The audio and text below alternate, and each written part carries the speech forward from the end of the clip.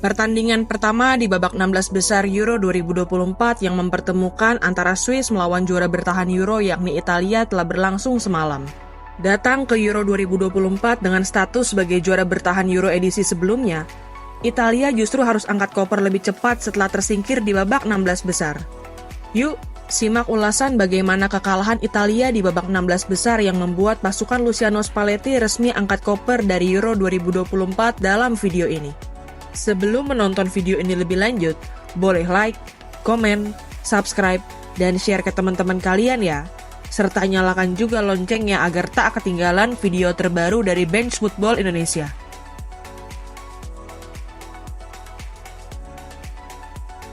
Italia datang ke babak 16 besar Euro 2024 tidak hanya dengan status sebagai juara Euro 2020, tapi juga sebagai tim yang berhasil lolos dari grup neraka yang berisikan tim-tim kuat seperti Spanyol dan Kroasia.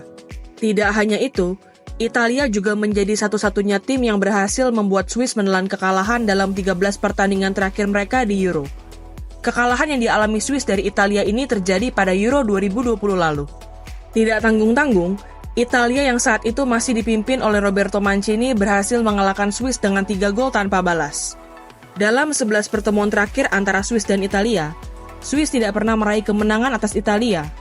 Kekalahan terakhir Gli Azzurri atas Swiss terjadi lebih dari 2 dekade yang lalu, yakni pada kualifikasi Piala Dunia tahun 1993. Sedangkan sisanya, Italia berhasil menang 5 kali dari Swiss dan 6 pertandingan lainnya berakhir dengan hasil imbang.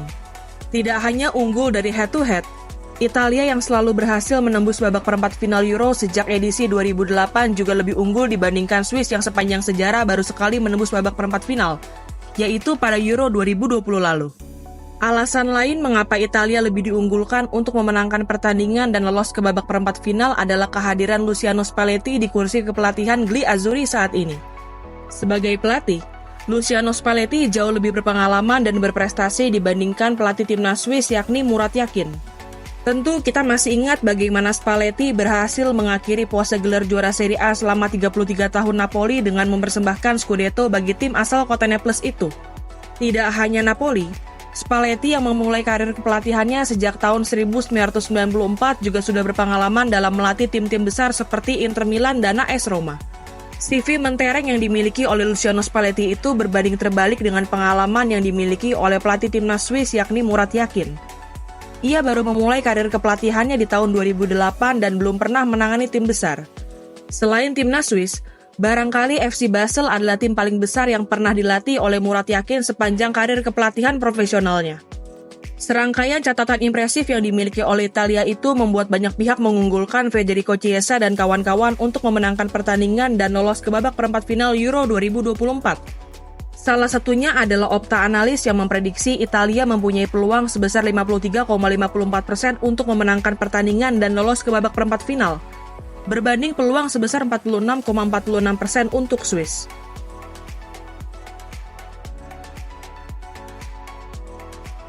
Dalam pertandingan menghadapi Swiss di babak 16 besar Euro 2024 ini, Italia tidak bisa memainkan bek andalan mereka yang sedang naik daun yakni Riccardo Calafiori. Kartu kuning yang diterima oleh bek milik Bologna ini membuat Luciano Spalletti tidak bisa memainkan Riccardo Calafiori karena hukuman akumulasi kartu kuning. Absennya Calafiori pun sangat berpengaruh pada lini pertahanan Italia yang mengandalkan duet Alessandro Bastoni dan Gianluca Mancini di posisi bek tengah. Duet Bastoni dan Mancini sebagai bek tengah Italia terbukti sangat kropos. Hal ini bisa dilihat dalam 45 menit pertama pertandingan, Swiss berhasil melepaskan 10 tendangan. Walaupun dari 10 tendangan itu hanya 3 tendangan yang mengarah ke gawang Gianluigi Donnarumma, namun jelas 10 tendangan yang diterima hanya dalam satu babak menandakan betapa berantakannya pertahanan Gli Azzurri tanpa kehadiran Riccardo Calafiori.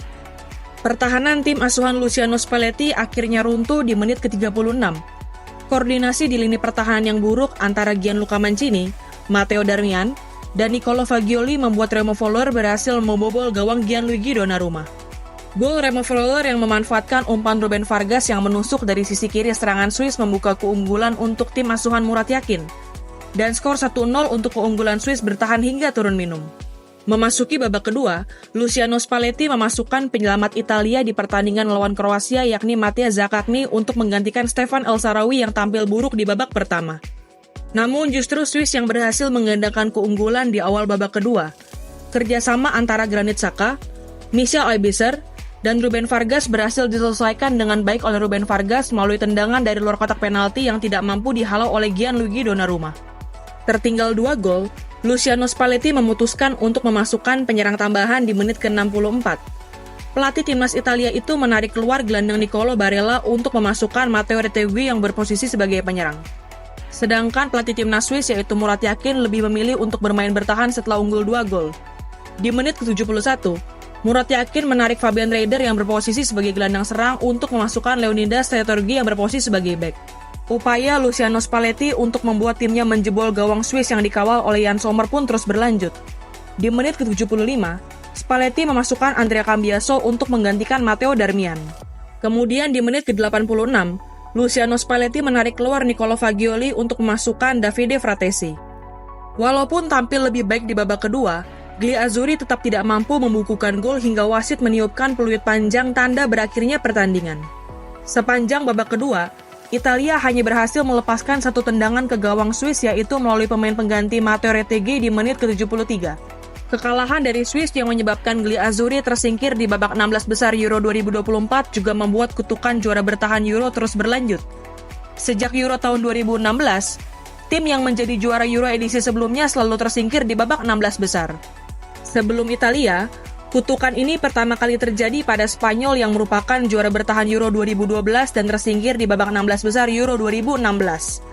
Lalu diikuti oleh Portugal yang merupakan juara bertahan Euro 2016 dan harus angkat koper di babak 16 besar Euro 2020.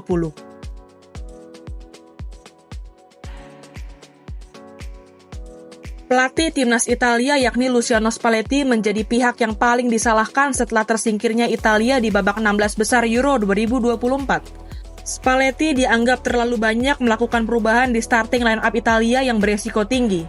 Di pertandingan melawan Swiss ini, Luciano Spalletti memutuskan untuk memainkan Bryan Cristante, Nicolo Fagioli, dan Stefan El Shaarawy sejak menit awal pertandingan.